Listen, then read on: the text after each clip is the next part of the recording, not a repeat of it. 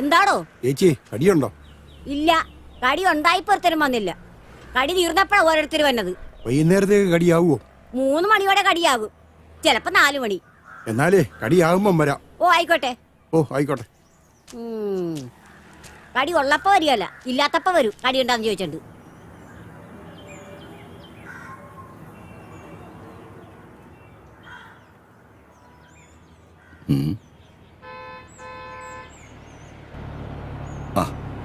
പറഞ്ഞ സമയത്ത് തന്നെ പാരാപ്പാപ്പിച്ചെത്തി.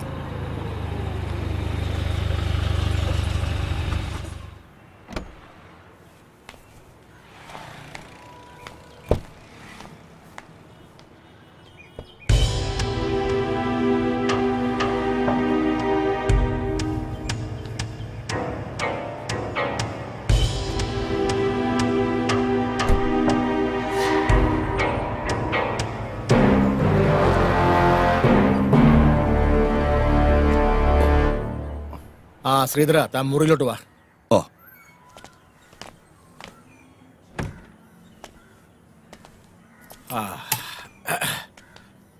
മാത്യു, താഴെ വണ്ടിയുടെ ഡെക്കില് എന്റെ പെട്ടിയുണ്ട്, അതിങ്ങ് എടുത്തിട്ട് വാ. പിന്നെ മുറി പറഞ്ഞിട്ടുണ്ട്. ശരി.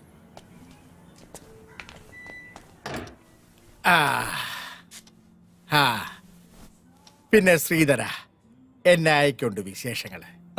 അത് പിന്നെ നോക്കിയാട്ടെ. അയ്യേ, അലുമിനിയം പാത്രം ചടങ്ങിയ പോലെ.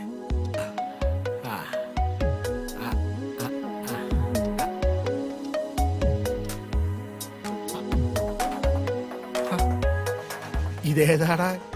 നല്ലോ, ഇതാരാടോ? നോക്കട്ടെ. ഇവളാണ് പാപ്പച്ചായ, അംബിക.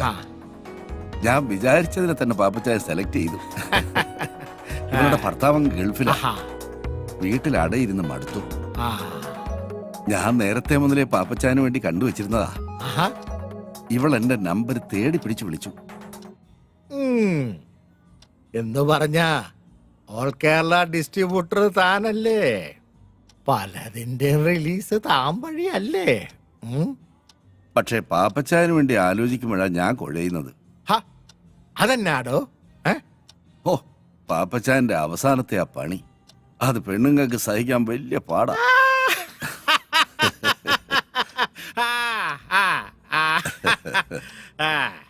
ഒരുമാതിരി അവളുമാര് സഹിക്കുകയല്ല. അതിനെയല്ല അവളുമാര് പരിഭവം പറയും. ചിലർ എന്നോട് കംപ്ലൈന്റ് പറയുകയും ചെയ്യും. എന്നായാലും എന്താടോ, കാശല്യോ കൊടുക്കുന്നേ? പിന്നെ ഇവള് മതി ഒരു 4 ദിവസത്തേക്ക്. ഓ, 4 ദിവസത്തേക്കോ? അതെ, വേറൊന്നും കൊണ്ടല്ലടോ. ഇത്തവണ ശരിക്കൊന്ന് ആഘോഷിക്കാന്ന് വിചാരിച്ച്. ഏതാ? നടക്കട്ടെ നടക്കട്ടെ.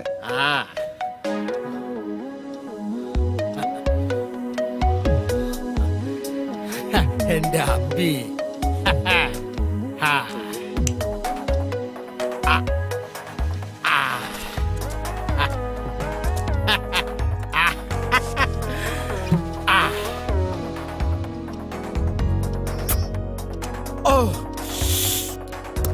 അമ്പി, ഈ പോരെ, ഇതേലൊരെണ്ണം പിടിപ്പീരേ.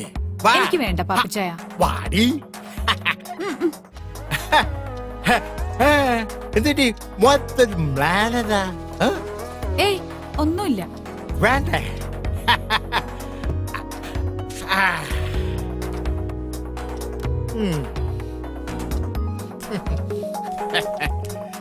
പാപ്പച്ചായൻ എന്നെ എന്നാ വിളിച്ചേ?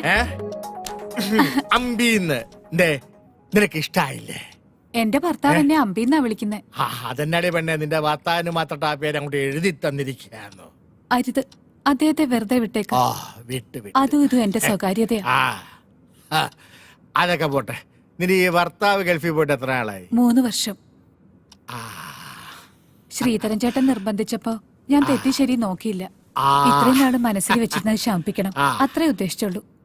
അത് പിന്നെ 4 ദിവസം നിന്നേ പറ്റൂ, എല്ലാം ഭദ്രമായിരിക്കുമെന്ന് ശ്രീധരൻ ചേട്ടൻ എന്നോട് പറഞ്ഞപ്പോ ചില ദിവസങ്ങളിൽ മടുപ്പ് അനുഭവിക്കുമ്പോ എന്റെ കൂട്ടുകാരിയുടെ വീട്ടിൽ പോയി നിൽക്കാറുണ്ട്. അങ്ങനെ ഒരു കള്ള എന്റെ ഭർത്താവിന്റെ അമ്മയോട് പറഞ്ഞു.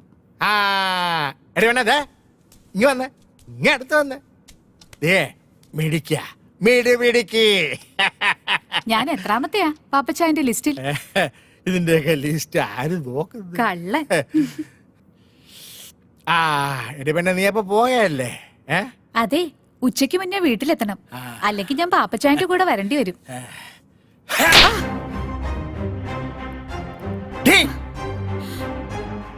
ഇനി ആരുടെയും കൂടെ പോകരുത്. പക്ഷേ ഞാൻ വിളിക്കുമ്പോ വന്നേക്കണം. പാപ്പച്ചായ, അച്ചായ കുച്ചായ പൊടി. ഓടി. രാജേഷേ, ആ പാലാ പാപ്പച്ചന്റെ റൂമിലേക്ക് ഒരു ഫിഷ് കറി മീൽസ് വേഗം കൊടുത്തരെ.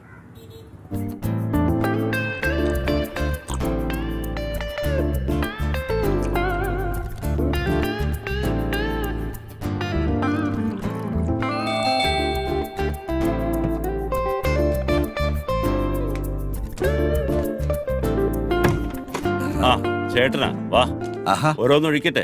തുടങ്ങിയോ? ഓ ഇരിക്കെ.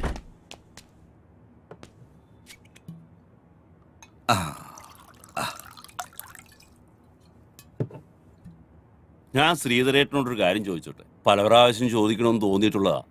ചോദിച്ചോ. ഈ കൂട്ടിക്കൊടുക്കുന്നതില് എന്തെങ്കിലും കുറ്റബോധം ഉണ്ടോ?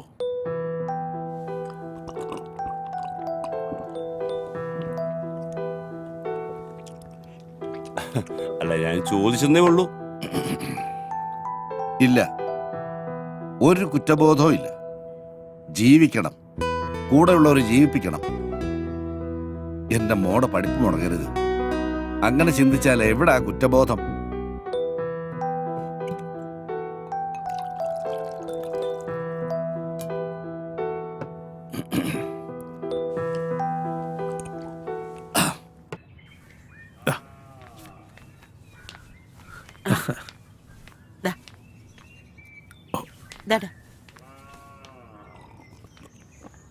ഈ കല്യാണം എന്നൊക്കെ പറഞ്ഞ ഒരു സമയവാ, അത് അതിന്റെ സമയത്ത് നടക്കത്തുള്ളൂ അല്ലെ? കുറിപ്പ് എനിക്കിട്ടൊന്ന് അയ്യോ, താങ്ങിയതാണല്ലോ. എന്റെ പൊന്ന് തമ്പുരാനെ അങ്ങനെ കരുതല്ലേ.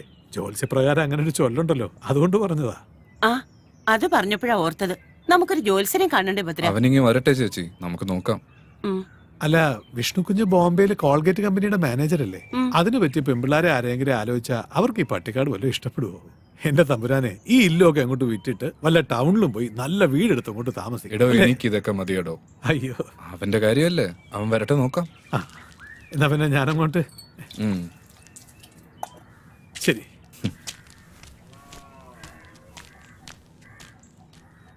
പാവം, ഇവിടുന്ന് കിട്ടുന്നതുകൊണ്ടാ അയാളുടെ കുടുംബം കഴിയുന്നത്. ചേച്ചി ഒന്നും കൊണ്ടും വിഷമിക്കണ്ട, അവൻ അറിയിക്കുന്നതിലും കൂടുതൽ ഞാൻ കൊടുക്കുന്നുണ്ട്. അതല്ലേ അവൻ നോക്കിയും കണ്ടുമൊക്കെ ഇവിടെ നിൽക്കുന്നത്.